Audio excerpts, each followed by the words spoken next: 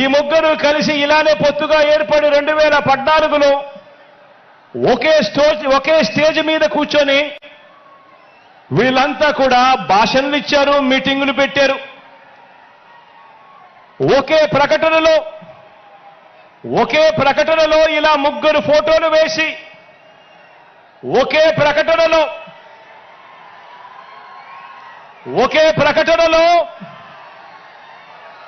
ఇలా ముగ్గురు ఫోటోలు వేసుకుని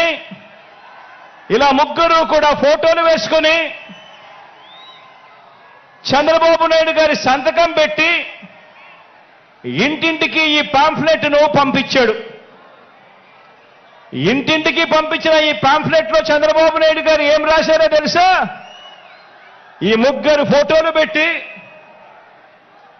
చంద్రబాబు నాయుడు గారి సంతకం పెట్టి 2014లో వీళ్ళే కూటమిగా ఏర్పడి ఇంటింటికి పంపించిన ఈ పాంఫ్లెట్లో వీళ్ళు రాసిన మాటలు: రైతులకు రుణమాఫీ పైన మొదటి సంతకం చేస్తాను, డ్వాక్రా సంఘాల రుణాలన్నీ పూర్తిగా రద్దు చేస్తాము, మహిళల రక్షణకు ఉమెన్ ప్రొటెక్షన్ ఫోర్స్ ఏర్పాటు చేస్తాము, ఆడబిడ్డ పుట్టిన వెంటనే మహాలక్ష్మి పథకం కింద 25,000 రూపాయలు బ్యాంకు అకౌంట్లో డిపాజిట్ చేస్తాము, ఇంటింటికి ఒక ఉద్యోగం ఇవ్వలేకపోతే ఉపాధి ఉద్యోగం వచ్చేదాకా నెల 2,000 రూపాయలు నిరుద్యోగ భృతిగా ఇస్తాము, 10,000 కోట్లతో బీసీ సప్లాను, చేనేత మరియు పవర్ లూమ్స్ కు సంబంధించిన రుణాలు మాఫీ, అర్హులైనందరికీ కూడా 3 సెంట్ల స్థలం, పక్కా గృహాలు మంజూరు చేస్తాము, రాష్ట్రాన్ని సింగపూర్గా మించి అభివృద్ధి చేస్తాము, ప్రతి నగరంలో హైటెక్ సిటీ నిర్మిస్తాము.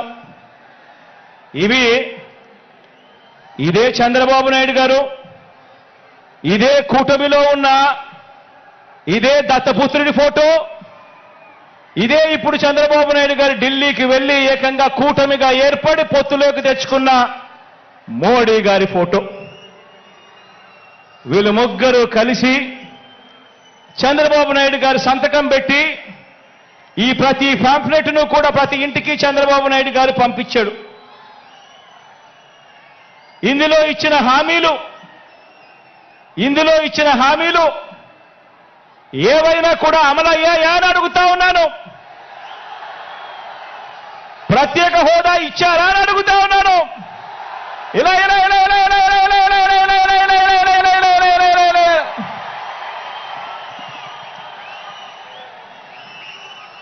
మరి ఇవి గతంలో చేయకుండా మరి పొత్తులో వీళ్ళంతా కూడా భాగమై ఈ మాదిరిగా మీటింగులు పెట్టి మేనిఫెస్టో అని చెప్పి మేనిఫెస్టోలో ఇవన్నీ పెట్టి పాంఫ్లెట్లుగా ఇవన్నీ చేసి ఏకంగా చంద్రబాబు నాయుడు గారు సంతకం పెట్టి ప్రతి ఇంటికి కూడా ఈ మాదిరిగా పంపించి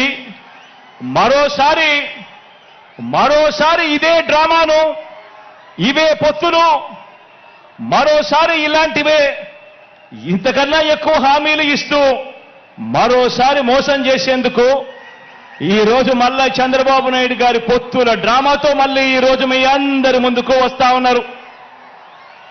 ఆలోచన చేయమని అడుగుతా ఉన్నా. చంద్రబాబు నాయుడు గారు చూపిస్తా ఉన్న ఈ పొత్తులతో ఎవరికైనా కూడా ప్రయోజనం కలిగిందా అని చెప్పి ప్రతి ఒక్కరూ కూడా ఆలోచన చేయమని అడుగుతా ఉన్నాను. ఇలా రెండు చేతులు పైకెత్తి ఇలా